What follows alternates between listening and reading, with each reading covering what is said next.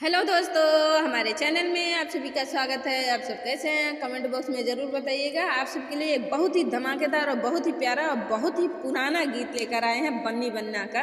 आप सबको कैसा लगेगा कमेंट बॉक्स में ज़रूर बताइएगा।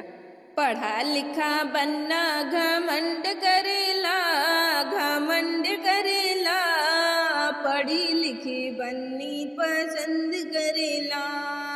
पढ़ा लिखा बन्ना घमंड करेला, घमंड करेला, पढ़ी लिखी बन्नी पसंद करेला, पढ़ी लिखी बन्नी पसंद करेला। शीशे बने के ओ मौरू सोहे, शीशे बने के ओ मौरू सोहे, मौरू पे बन्ना घमंड करेला, घमंड करेला, पढ़ी लिखी बन्नी पसंद करेला।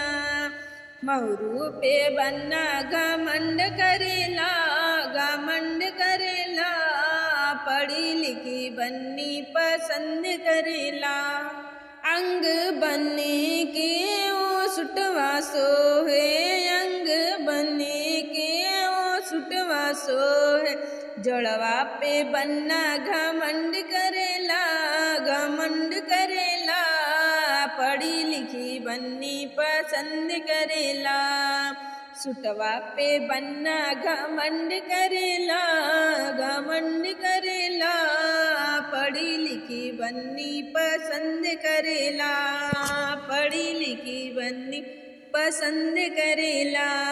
पैर बने के ओ मुझवा सोहे, पैर बने के ओ मुझवा सोहे, वही जुतवा पे बन्ना घमंड करेला, घमंड करेला, पढ़ी लिखी बन्नी पसंद करेला, पढ़ी लिखी बन्नी पसंद करेला।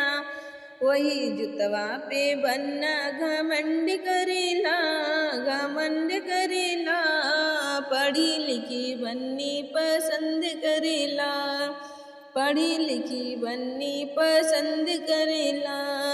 पढ़ा लिखा बन्ना घमंड करेला, घमंड करेला, पढ़ी लिखी बन्नी पसंद करेला, पढ़ी लिखी बन्नी पसंद करेला। हमारा गाना कैसा लगा कमेंट बॉक्स में जरूर बताइए। मिलते हैं नए गाने से नेक्स्ट